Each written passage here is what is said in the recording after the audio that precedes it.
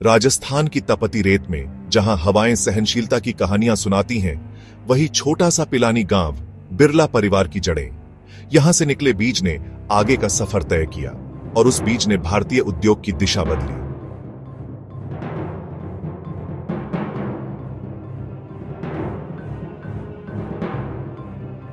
उन्नीसवीं शताब्दी के आखिर में व्यापार की शुरुआत हुई।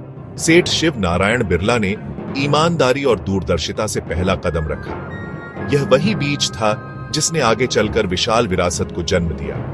बिरला परिवार की यह यात्रा अब अगले अध्यायों में गहरी होगी।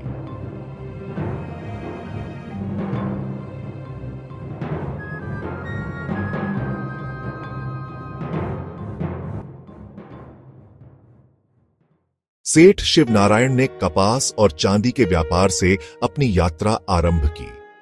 व्यापार का क्रमिक विस्तार हुआ, धीरे पर मजबूत। वहां से निकली ईमानदारी ने उन्हें सम्मान दिलाया और व्यापार के रिश्ते बनते गए। बहुत जल्द ही छोटे व्यापार औद्योगिक रूप लेने लगे। कपड़ा, जूट और फिर बड़े कारखाने, ये विकास की थपकी थी। और इसी सफर ने एक नए नेता को जन्म दिया। छोटी छोटी मात्राएं मिलकर बड़े परिवर्तन बनती हैं। अगला हिस्सा बताएगा जीडी बिरला का उदय।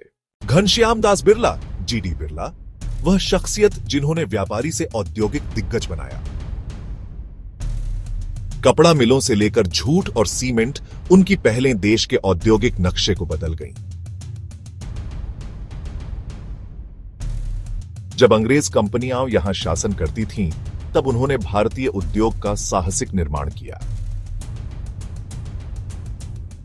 जीडी बिरला केवल उद्योगपति न रहे, वे राष्ट्र निर्माण में सक्रिय समर्थक बने। उनका विश्वास था, आर्थिक आत्मनिर्भरता से ही राजनीतिक आजादी मजबूत होगी, और यही सोच उन्हें राष्ट्रभक्त भी बनाती है। उनकी विरासत सिर्फ उद्योग नहीं, समाज सेवा और संस्थानों में झलकती है। बिरला परिवार ने बार बार कहा, धन समाज सेवा के लिए है। उनके नाम पर बने अस्पताल और शोध संस्थान समाज को नया जीवन देते रहे। विद्यालयों ने पीढ़ियों को सशक्त किया, शिक्षा को उन्होंने प्राथमिकता दी। उनका साम्राज्य उद्योग के साथ साथ नैतिकता और सेवा की नींव पर खड़ा था। आज भी उनकी संस्थाएं उस मूल सिद्धांत को आगे बढ़ाती हैं। व्यापार, देशभक्ति और सेवा, ये तीन धागे मिलकर बिरला विरासत बनाते हैं। अगला अध्याय बताएगा कैसे यह विरासत बदलती दुनिया में आगे बढ़ी।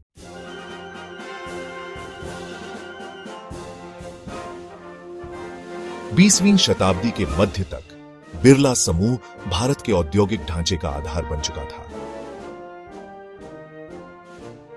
1959 में स्थापित हुआ हिंडाल्को, जो आगे चलकर दुनिया का सबसे बड़ा एल्यूमिनियम उत्पादक बना। वे केवल व्यापार नहीं कर रहे थे, वे एक नए भारत की इमारत खड़ी कर रहे थे। सीमेंट, वस्त्र, जूट, इस्पात, हर क्षेत्र में उनका नाम अग्रणी था। एक मजबूत आपूर्ति श्रृंखला और स्थानीय कौशल ने उन्हें आगे बढ़ाया। बिरला केवल व्यापार नहीं कर रहे थे, वे एक नए भारत की इमारत खड़ी कर रहे थे। उनकी कहानियां फैक्ट्री हॉल से निकलकर देश तक पहुंची। स्थानीय कच्चे माल और वैश्विक दायरे का संगम। बिरला समूह ने मिट्टी से मशीनी दुनिया तक का सेतु बनाया और उस नए भारत की नींव रखी। भारत जब नए पुल बना रहा था, जब बांधों से नदियों की धारा नियंत्रित हो रही थी, तो उस हर ईंट और कंक्रीट में बिरला सीमेंट का योगदान था। देश का हर विकास, हर निर्माण कहीं ना कहीं बिरला के साम्राज्य से जुड़ा था। वे केवल उद्योगपति नहीं थे, बल्कि राष्ट्र निर्माता भी थे। जब शहरों में गगनचुंबी इमारतें खड़ी हो रही थीं, तो उस हर ईंट और कंक्रीट में बिरला सीमेंट का योगदान था। देश का हर विकास, हर निर्माण कहीं ना कहीं बिरला के साम्राज्य से जुड़ा था। वे केवल उद्योगपति नहीं थे, बल्कि राष्ट्र निर्माता भी थे। जब बांधों से नदियों की धारा नियंत्रित हो रही थी, तो उस हर ईंट और कंक्रीट में बिरला सीमेंट का योगदान था। देश का हर विकास, हर निर्माण कहीं ना कहीं बिरला के साम्राज्य से जुड़ा था। बिरला परिवार का विश्वास था कि शिक्षा ही सच्ची समृद्धि है। इसी सोच से बना बिट्स पिलानी, जो आज भारत का विश्व स्तरीय विश्वविद्यालय है। यहां से निकले वैज्ञानिक, इंजीनियर और उद्यमी ईसा न केवल भारत बल्कि पूरी दुनिया में नवाचार और नेतृत्व का प्रतीक बने। बिरला परिवार ने शिक्षा को केवल पढ़ाई नहीं बल्कि भविष्य गढ़ने की प्रयोगशाला बना दिया।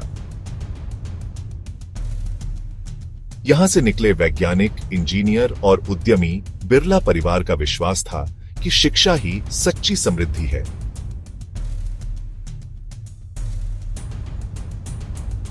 यहां से निकले वैज्ञानिक, इंजीनियर और उद्यमी न केवल भारत बल्कि पूरी दुनिया में नवाचार और नेतृत्व का प्रतीक बने।